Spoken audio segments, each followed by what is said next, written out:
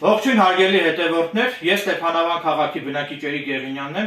Այս տեսանյութում ցանկանում եմ խոսել վերջերս ազգային ժողովի կողմից ընդունված կենդանիների նկատմամբ պատասխանատու վերաբերմունք դրսևորելու վերաբերյալ օրենքի մասին։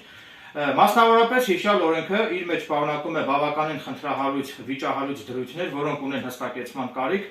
մինչդեռ ինձ համար անհասկանալի է, թե կենդանասերներից ինչու է Հրանտ Դավոյանը կողմնակից այս օրենքի ընդունմանը, սակայն իրավայցորեն պետք է փաստեմ, որ բազմաթիվ կենդանասերներ համացանցում իրենց արդար բողոքի ձայնն են բարձրացրել այս օրենքի ընդունման դեմ, որպեսզի այս օրենքը չեղարկվի եւ ուժի մեջ չմտնի։ Նաեւ ցանկանում եմ տեղեկացնել, որ բազմաթիվ կենդանասերներ ամեն օր զանգահարում են ինձ եւ ինձնից իրավաբանական խորհրդատվություն են ակնկալում, թե ինչպես կարելի է վարվել այս իրավիճակում, որպեսզի այս չարաբաստիկ օրենքը չընդունվի կամ չեղարկվի։ Այդ կապակցությամբ պարզաբանում եմ, որ Էրիկ Գեղինյանս փաստաբան չեմ հանդիսանում, սակայն կարող եմ ձեզ իրավաբանական խորհրդատվություն տրամադրել, թե ինչպես կարելի է վարվել այս իրավիճակում։ Մասնավորապես անհրաժեշտ է, որպեսզի կենդանասերները համախմբվեն եւ միահամուռ ուժերով դիմեն սահմանադրական դատարանում հմտացած որևէ փաստաբանի, այսինքն փաստաբան վարձեն, որպեսզի սահմանադրական դատարանում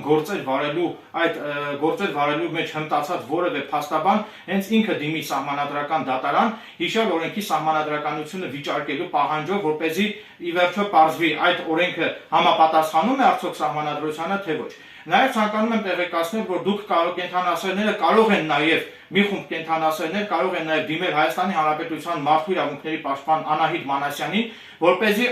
մարդու իրավունքների պաշտպանը հենց ինքը դիմի սահմանադրական դատարան, հիշյալ օրենքի սահմանադրականությունը վիճարկելու պահանջով, քանի որ սահմանադրության համաձայն մարդու իրավունքների պաշտպանը նույնպես լիազորված է դիմել սահմանադրական դատարան։ Ուստի այս իրավիճակում դուք ունեք երկու տարբերակ, կամ միահամուռ ուժերով համախմբվեք, գումար հավաքեք, փաստաբան վարձեք եւ դիմեք որևէ փաստաբանի, կամ դիմեք մարդու իրավունքների պաշտպանին,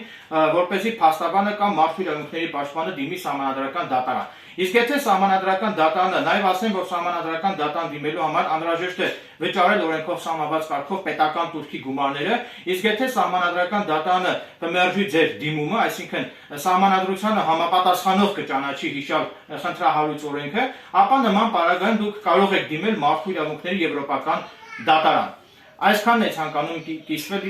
իմ հետևորդների համար։ Շնորհակալություն ուշադրության համար։